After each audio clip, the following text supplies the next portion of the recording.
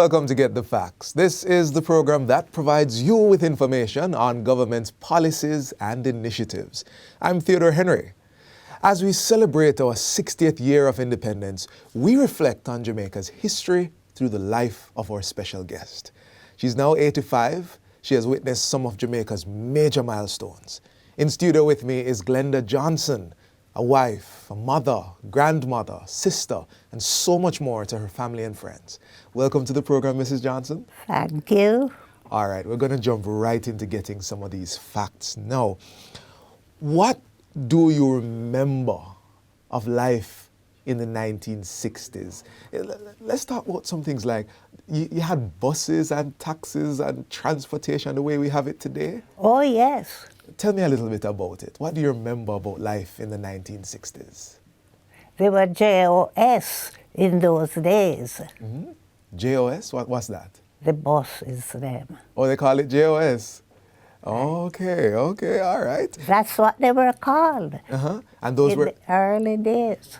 Those were the big buses or small Yes, buses? big buses, government owned. Right. What routes did they used to run? You remember? Yes, them have 40, them have 4, 15, and a lot more. They have a lot more. Yes. Okay. But that is just in my area. On August 6, 1962, where were you? Well, I was at home in the morning, preparing to go down to the wharf. Right. And we went down there in the evening. Mm-hmm. What? And the crowd were there. Mm. And a lot of vehicle park all around. And them having fireworks. Yes. And dancing and every excitement you can think of were there. Wow. But the problem is, when we're ready to come home, we couldn't get no bus. Why is that? And I had 2 small children and my husband. Yes. Okay. You said dancing. You used to like to dance. Dance, well, I didn't like that. Okay.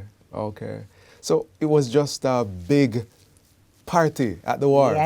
Yes. Okay. So tell me a little bit about how people used to live with each other in those days, the community spirit.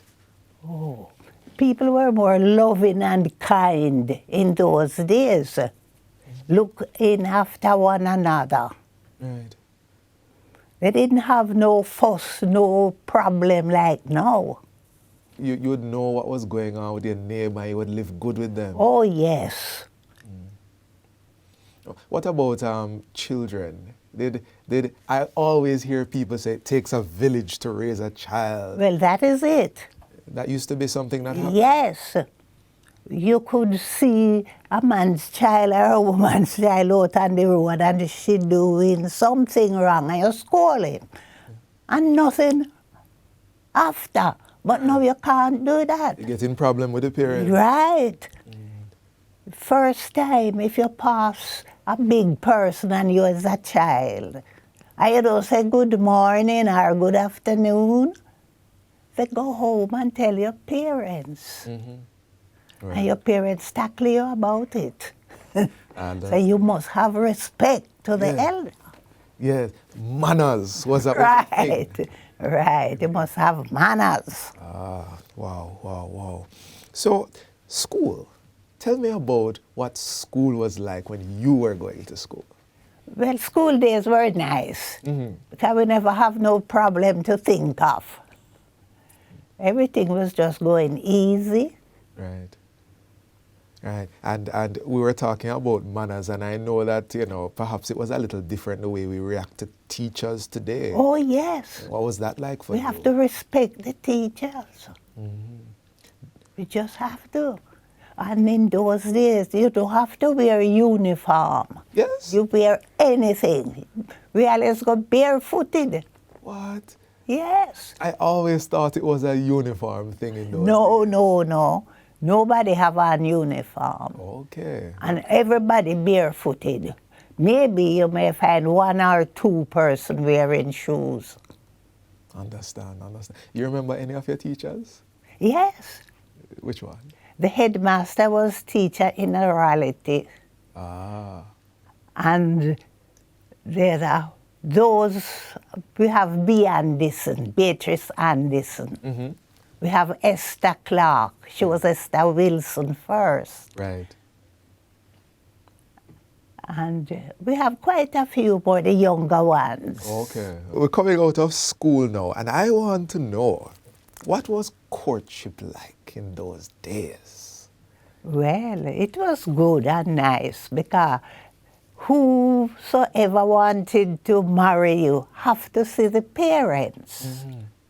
And the parents have to give permission. Right.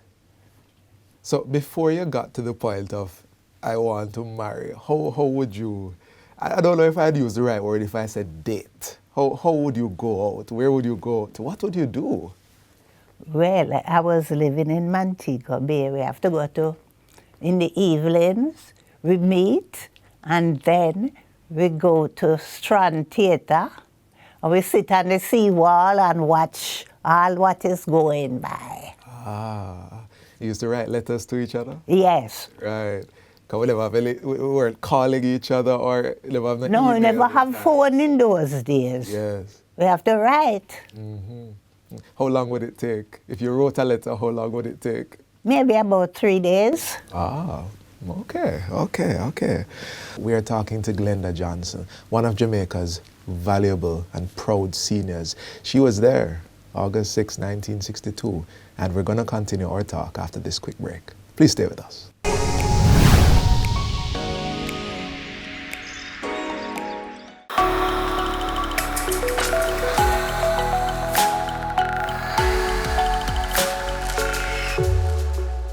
Welcome back to Get the Facts. We are reflecting on 60 years of independence and the changes over the period to the life of Glenda Johnson. Lady Johnson, before we broke, I asked you if there were many changes in between those days and today, and you said there were many. Many. Tell me one or two of them. People could talk, sit down and talk and discuss things. No, then don't do it anymore. Then just kill you. So you're meaning like Or when... make a big war. Right, when there's a problem, people used to talk it through. Yes, talk it over. Well, I'm happy to hear that Jamaica is trying to do that again, where people talk again. It's always good to remember what has happened before. Yes. Yes. We've spoken about school. We've spoken about August 6, 1962. And I want to know some of your fondest memories back in the day. Just anything that jumps out at you as you remember it and you're like, oh, that was a wonderful time. One evening while we were sitting on the seawall watching the theatre, they would have a show by the name of River of No Return. And the crowd that were there, a man have to have a big stick, beat them back. And we sit down and we laugh. Because we said we would never get in that crowd. Right. They were running towards they were trying to go towards the screen. Everybody want to get in at the same time. Oh. So the man have to be bracing them back and hitting some who decide to go. Right. I didn't cause any big fight though. No. Nobody, react back. Yes. You're telling me about the fact that you used to have coins, and I don't know what the money was like in those days. So tell me a little bit about it. What kind of money did you have? In those days? Like shilling and those things? Yes, we have pound, shilling, and pence. And in the early days, there were guinea. That was 21 shilling. Yes. So when you went to like the market, how much money would you walk with? Maybe sometimes you don't have plenty. You carry 4 shilling. You carry 5. Sometimes you carry 6. You say if you want anything you see it special, that is to buy it. And you get whole heap of things for 5 shillings? A lot of things for 5 shilling. Okay. Based on our conversation, I think, is there anything that you would like to see happen in Jamaica again? Oh, everybody to be living, loving and kind one to another. Right. That is my greatest prayer. That we all live In unity. Yes. Children, adults Yes, and adults. yes. And the children them too, because you can't talk to them nowadays. Yes, yes, yes. See the return of manners as well. Right. Manners and respect. Yeah. So you still live in Jamaica. You're still Yes. here. Yes. You love your country. Oh, yes. And you want to see it thrive. Well, and that's why we're having this conversation. Oh, yes. Because you have so much to teach us. Well, that is true. Yeah. If we would just learn by listening to those who have gone before us. Right. Is there anything you'd like to say to those who are watching? There are many people who are watching. You and I have been talking. But is there anything you'd like to say directly to them before we break?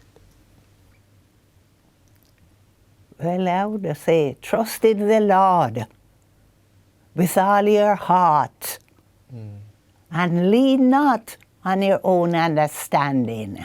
Yes. In all your ways, acknowledge Him. In all your ways, acknowledge Him. Aye, aye. It, as you mentioned, trust in the Lord, it reminds me of our national anthem. All right. And I'm sure it was sung on August 6, 1962. Eternal Father, bless our land.